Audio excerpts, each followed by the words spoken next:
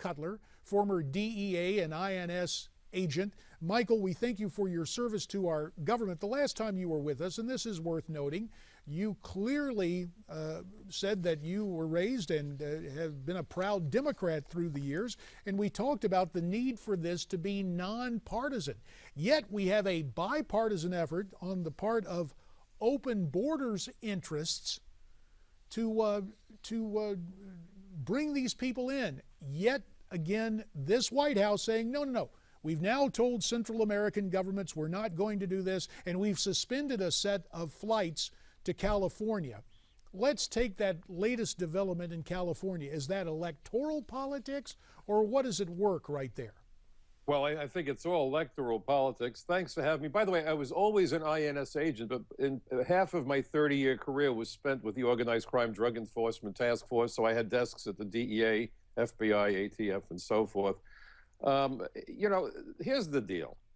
Our immigration laws and our borders are our first and last line of defense against international terrorists, transnational criminals, aliens with dangerous diseases, people who by coming here pose a threat to the well-being and safety of America and Americans.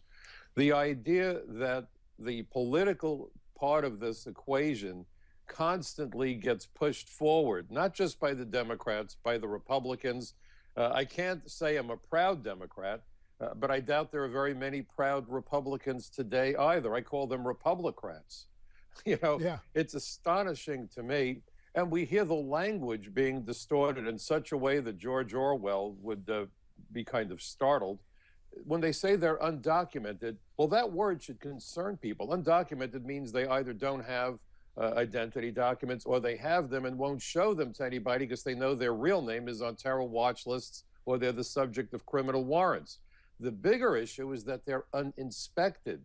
And, you know, I don't know if we mentioned it last time you had me on the program, but nobody in their right mind would get on an airplane if they saw people sneak past the TSA folks at the airport. Nobody wants a window seat on a cruise missile.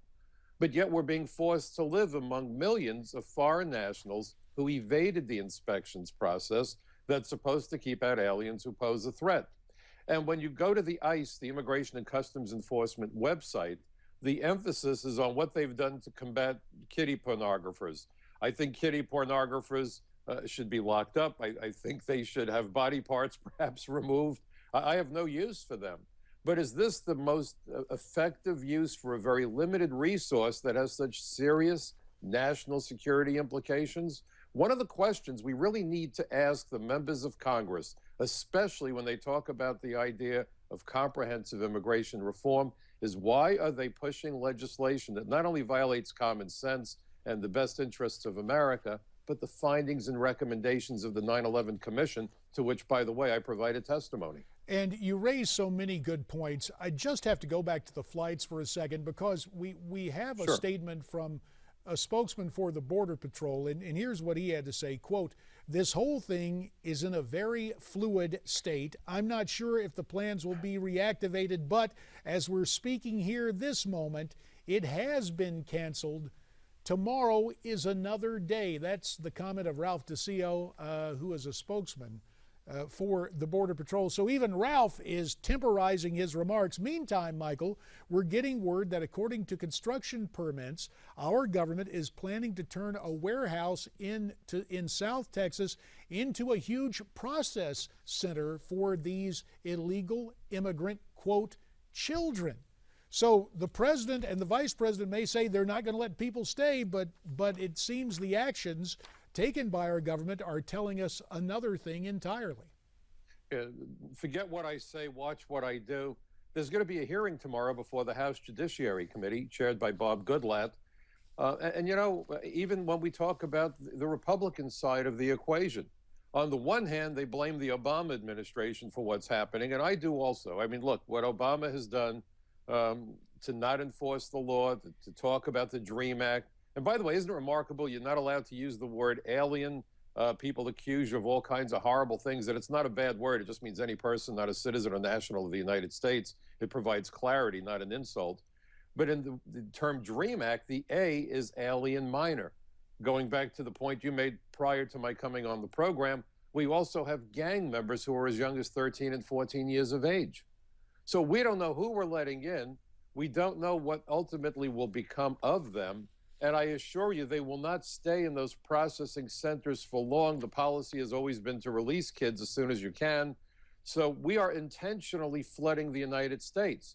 But on the other hand, when you hear Republicans say, well, we can't deport 11 million, and I agree with you. I think the number is closer to 30, 40 million. In 86, when Ronald Reagan gave us the first amnesty, we were told we'd have about 1 million. We wound up with between 3.5 and 4 million. So I think the same kind of undercounting is done now, but we don't know who they are. We don't know when they got here. Some of them may not be here yet, but will claim they've been here for years once they do get here.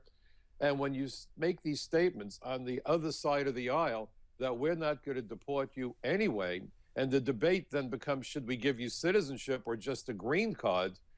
When they do surveys, most illegal aliens come with one intention: make money, send money home. We are losing between 125 and $200 billion a year in remittances. When you look at the multiplier effect, it impacts our economy to the tune of about $500 billion in deficits. And that's before you look at the wage suppression of American workers, American families going from middle-class tax-paying consumers to Americans living below the poverty line, losing their disposable income, losing their homes to foreclosure.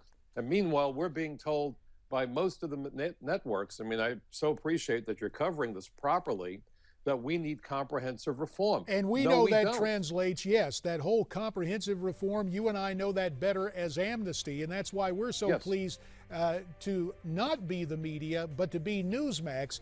Michael Cutler, we thank you for your time. We'll have you back again real soon as we deal with this vexing issue, and I think we happen to show the right kind of bipartisanship.